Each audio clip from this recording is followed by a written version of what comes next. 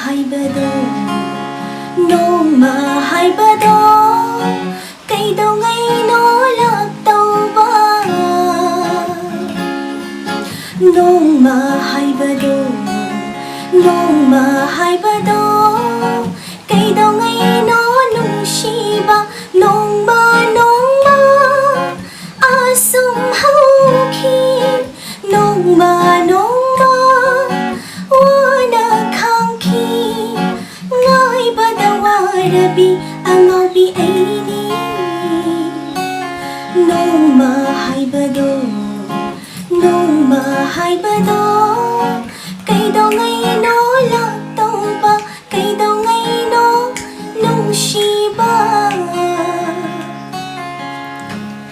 yang fazay jan ni makonje ad mayam se khangbira mani comment su dum yawne jan kabira ngasi di ai mar na ka leire ado jagi mi ngam habi wa jan gi dum kangani ai ming Surjit sa Surjit Sanjenbam na chama rawe ko ka do firstly yang harau ri se kai no di kabira na akoi somai na ko channel de video was mai tong ni se yang harau ga pa se yang harau ado ngasi ka to we na na tu sulai ado akoi channel gi oi ba hai tare nang mon da phau do kai kai hainin blai ta hai gram ngasi smaina ibungna Yundala Piraga Smaina Kudong Jaba, Amapi Visam, Noise, Aduba, Hazik, lockdown Lavanina, Yundala Samatam, and then one area missing say.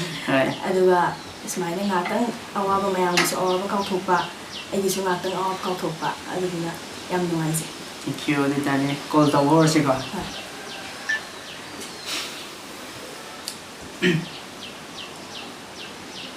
Numbers have a little time when I see the toss. Manani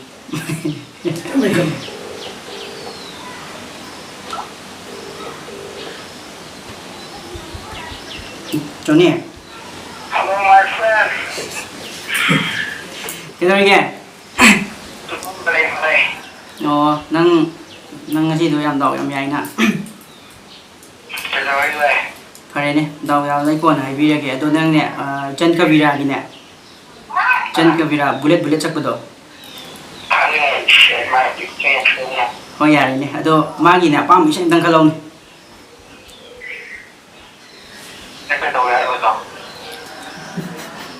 Hello friend.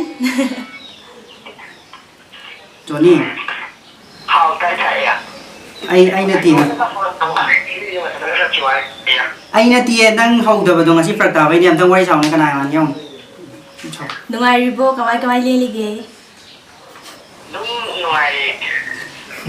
Lockdown mà đúng xe bắt tăng kamai lên bi lagi. Bài. Đang ngoài đi sau này về tiền đang xây được cái loại mà này. Ai ngoài farm bên đi hai đứa là Hai rồi nè. Anh xin một món đồ chuyện. Chắc tới rồi. Hỏi Phải. Thì mà có đồ tâm trạng cái.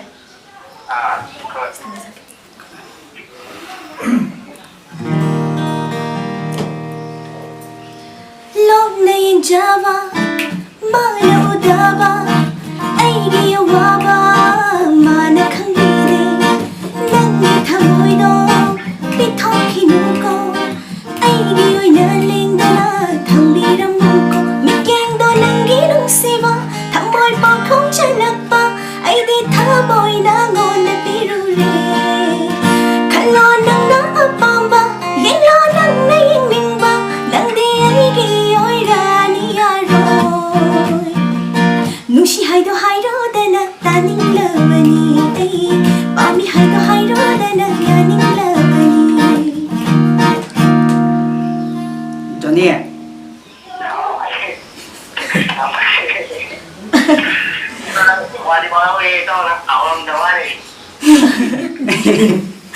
Phải nè, tôi hay nè, số máy nó call tàu rồi cái này, còn về em call tàu thì nó quan tâm comment tàu cái phao cái.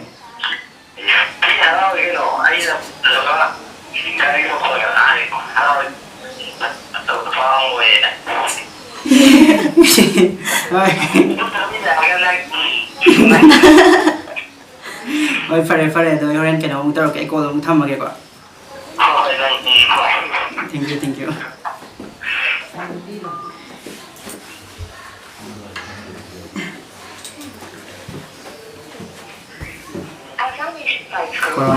Remember that we are fighting the ailment, not the illness. Please take care of those affected. Do not do. Hello. Very good evening. Call thagatchari se TingTong Edi YouTube channel lagi hana khangbibra. Hoi, kainodi hana ngarang number pirakpada ba. Ado kainogi ichan KABIRA dagi ne. Somni am pam se intang khanbiyo. Ado somji khandri kan somgi minga leifam ta haibi ba. Malengambi krai dagi. Obagai dagi. Okay, ado hujik se ichan KABIRA dagi ne. Malengambi na pam se intang khanbiyo ba.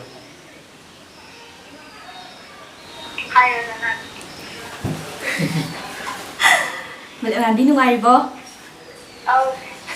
Oh, why is it there? Kay hona birige. Hello. Hello. Kay hona birige hujik se. Oh. Kamay tawrige yumda leibase wabro nungaribro? Adum khangi lockdown mo siya. Dan pas to kaya kayo nga YouTube channel na pale. Hoy, isay sakjarake nga pothaw na tabi.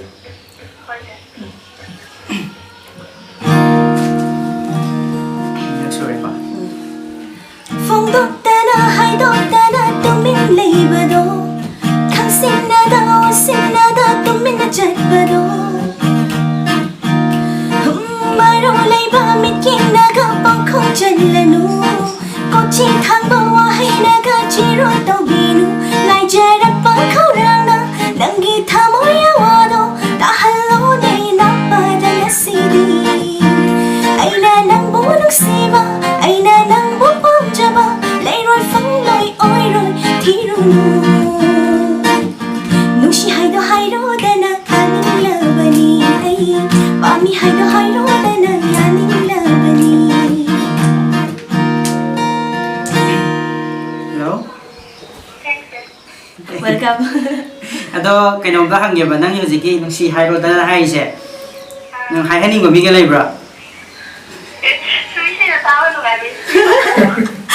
Mani nang jamara mam lai man.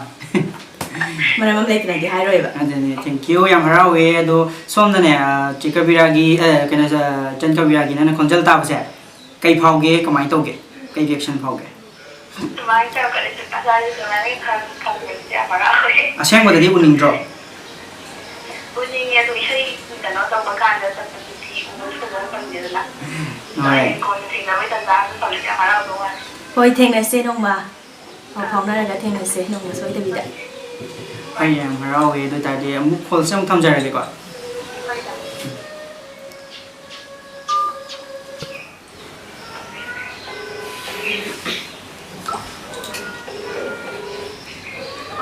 Hello.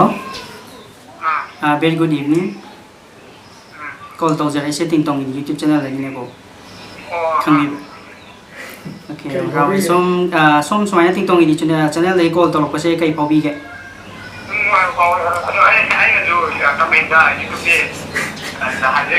Oh, then some comment say, okay, no, why that were we gonna okay, you know, the numbers at Yam Banina, call Tong for the numbers of Audrey doing a war with other songs. I see you with the young like for me more doing it. Don't mingle if I'm on the high view. Sital the contract from the Gigot. Okay, I'm like, okay, some say, don't see say, Yam cannot over Makajaki Chandam Magina. Makona Katalake, Kangraying Bio. Hi, call the talk rate and the talk. Black is over.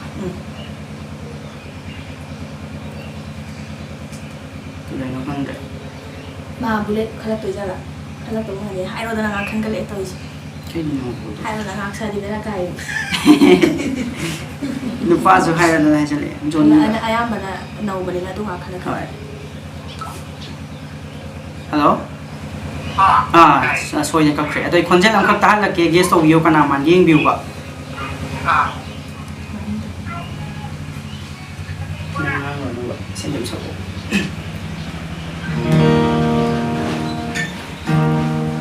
Hôn pi coi cái coi dâu Kodol pige pijo Mit yen khoi ke khoi jo Au ba pam de pam zo Thak ninga thak jo ngau ninga ngau jo Lang ninga lang zo koi ninga koi zo Thak ninga thak jo ngau ninga ngau jo Lang ninga lang zo koi ninga koi zo Aduga lam lan mi kanada Lon na thang moi do Biram ba thok la ba ba ba ba Aduga lam lan mi kanada Lon na thang moi do Biram ba thok la ba Bullet, bullet, bullet, bullet, bullet, bullet Bullet, bullet, bullet, bullet, bullet, bullet Bullet, bullet, bullet, bullet, bullet, bullet Hello? Hello. Kanaman gay? Kaya mo KABIRA man. KABIRA ni. So, ay kaya mo na kalawa. Ado kenong ka haja ge ado horen dai di comment chati chati bapira roi ko.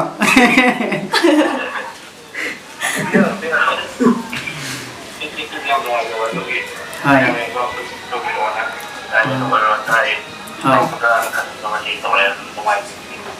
Keng jan sabi lagi.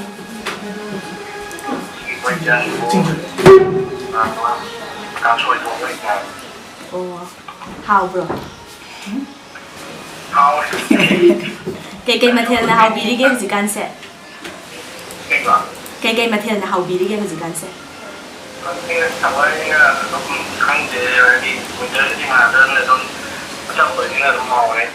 Hoi, nungsa sagalakpanina achamba chani nei haureba.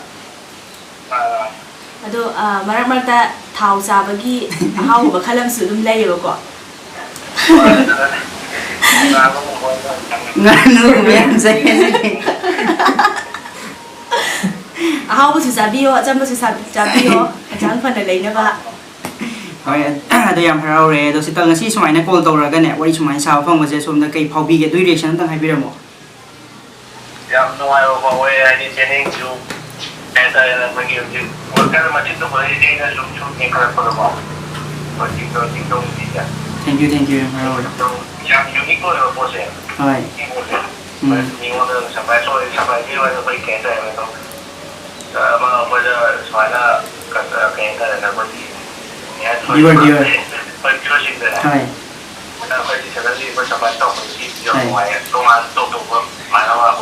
Thank you yam harau ado ichal KABIRA konjel tang ba sitang lo sem ba di uning da bro.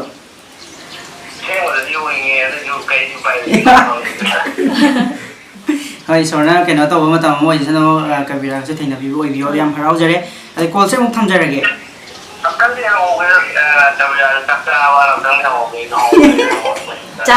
Chare hozik thenge nundin gi pung ahum gumba ta dore to na chak chare. Oh, kai ko ke no na wala ne. Ai su kan su sai. Chaman. Ai nu ta be samane ta no ta. Hoi ngasai hai ki budo. Achamba jaw se samane di loi hawe ba. Achamba jaw se. Adom mar mar ta dum thau cha ba hai di ngasai hai bi ki do nganu jaw su dum hawe. Lagi yen ja ba loi hawe. No kal le. Welcome. Ade call se tham jare ge.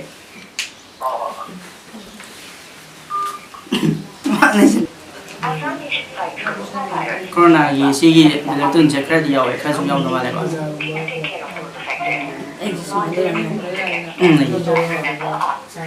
Hello.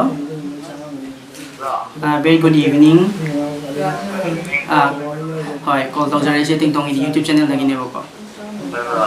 Hoi number pibira ko diam harawe ado songi mingal e phangam tang hai view ba. Peter. Mana su call tawra mana ko Peter se. Daw yam ya ni lang sure.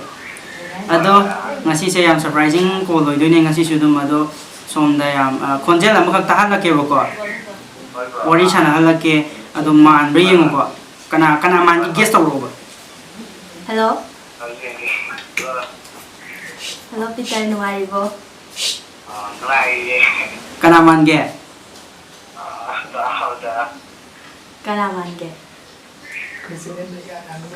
Ko channel la an mo di mo. Ini ko pa wa do ai ta. Saya masuk ali kang bangam gadro. Yang mana ni? Ameta. Saya kang lai ba. Mỗi ta một khắc tani ai ta đi ôi nương ba mỗi ta một khắc tani ai đã nụ si java mỗi ta một lấy ra ba đi aki khắc su lấy tê mỗi ta một lấy ra ba đi ông mặt phẳng mặt trở lấy tê mỗi ta một lấy ra ba đi nó ngay ba nó thăng lên Kawan dia Kan loh. Ha. Loh. Adi mana sak paisa yang mengairau ni kai do paisa sak si. Boleh tu boleh Maming di khang da ba. Kan ada ayo tu. Kabira.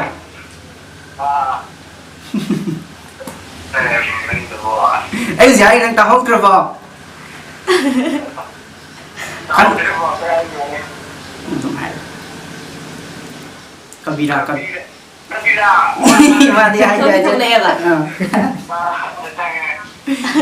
Aduh nang sumainya konjel tahu sih kemain tahu gak?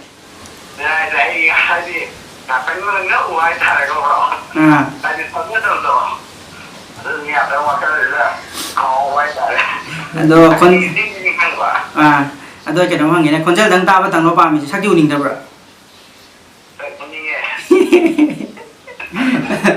Aduh, nolak kan saya kesel lagi, usik saya kesel lagi Kabira sih kerok kerok.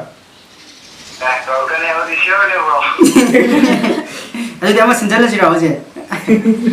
saya sendoh asira ada dia yang tu bida Aduh midi lang na daw mandre lockdown mo nung nila kung kara punjal laga isang tupalan.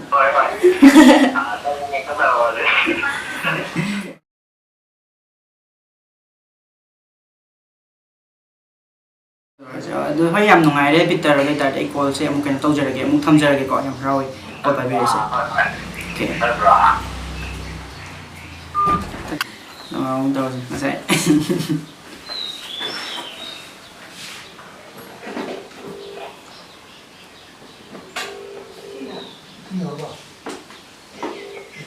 Hello.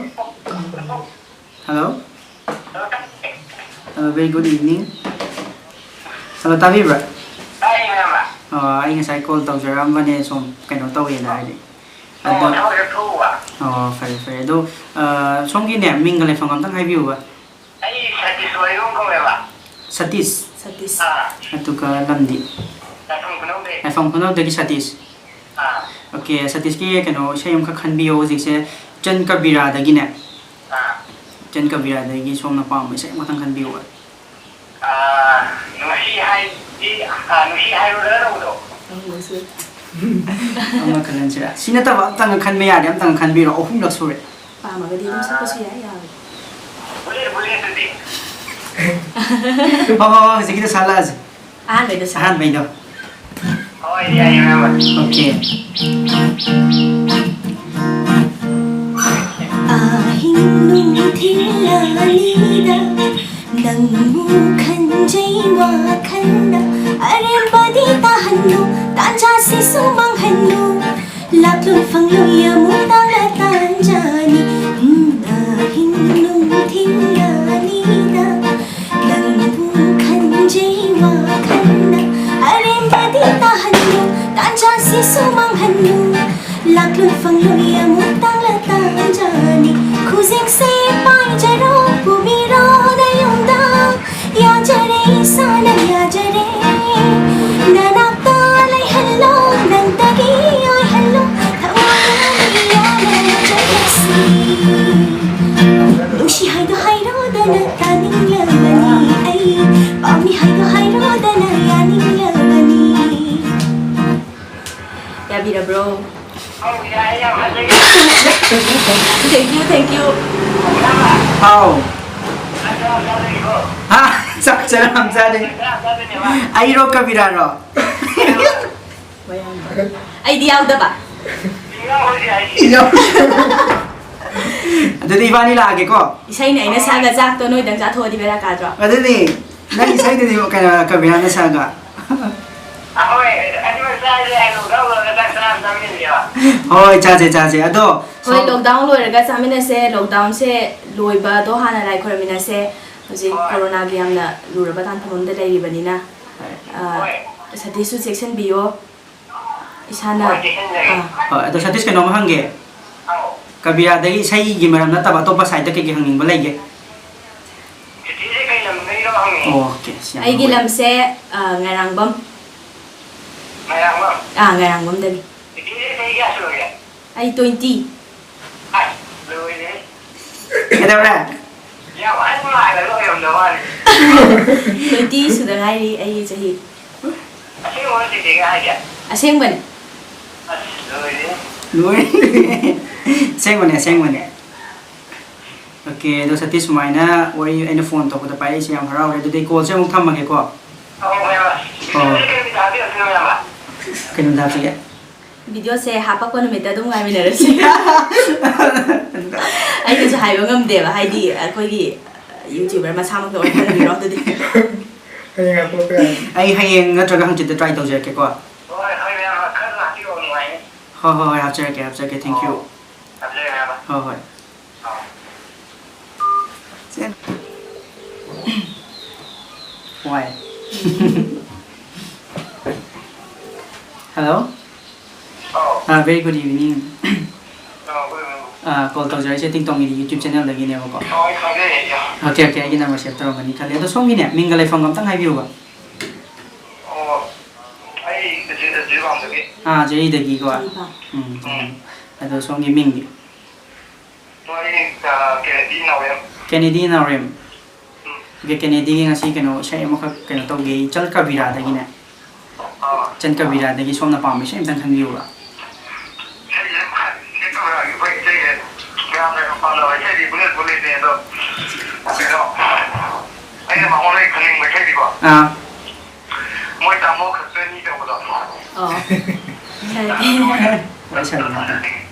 Hoi, kau tahu tak jadi tadi?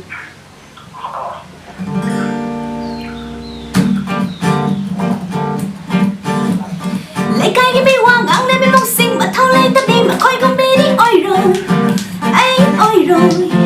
hẹn mà nên mà cố gắng khả năng bên ngắm bề xuân ninh nó mình ta bị mà coi đau đi đâu rồi in em cô sẽ bằng sức ít khut đến là tao chơi ghê mà rầm bọc và im bóng đi đừng biết không đến hay hẹn ghê Kennedy, hello. Tapi bra. Kawan tu dia kabira ikon sel tahu saya.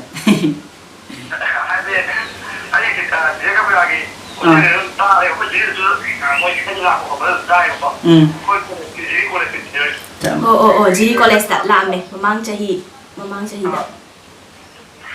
Memang cahi dah lam.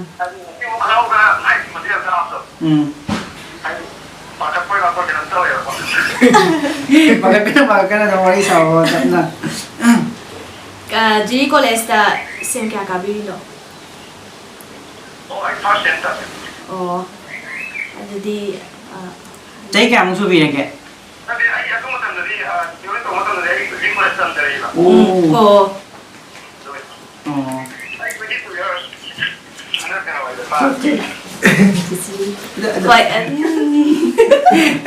Tapi tadi nang na handoi ni. Bisa na handoi. Sorry, kena na handoi. Kena ni handoi ni. Macam han malai ramai apa tu gini apa handoi ramai. Kesukai. Ado sak kata kon kata taning giro sak tadi kuning dah brush yang mana.